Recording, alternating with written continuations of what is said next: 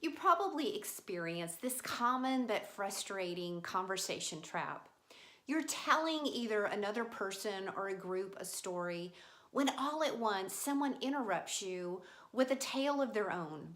And it's similar, or sometimes it's even better than yours. And how does that make you feel? But how often are you doing the same thing to other people? You mean well, you're innocent, but it looks something like this. Someone's telling you a story when all at once it jogs a certain memory and you get really excited and you want to share your story. So you interrupt them. Or as soon as they pause to take a breath, you're telling them about your experience. And what you're doing is you're verbally raining on the other person's parade. Because see, what happens is when you do that, you're starting to have not a conversation, but what I like to call a comparison. You see, in a conversation, what somebody wants most is to be heard and listened to. And what that means is focused eye contact, reactive facial expressions, two listening ears, and questions. What it doesn't mean is for them to chime in or interrupt and tell a story of their own.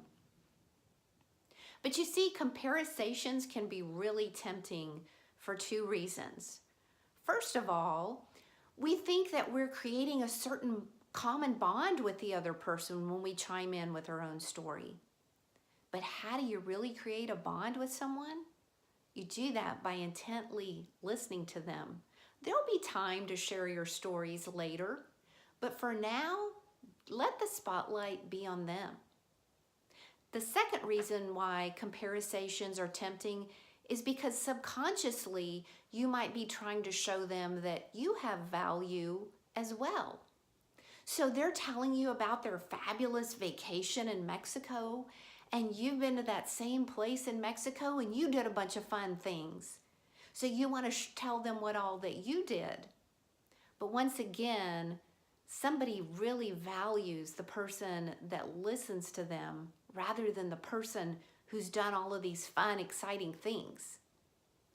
So remember, next time that you have a conversation with someone, remember, converse, don't compare.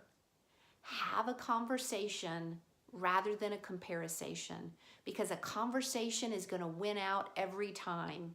It's going to make the other person feel truly heard, truly valued, and truly listened to.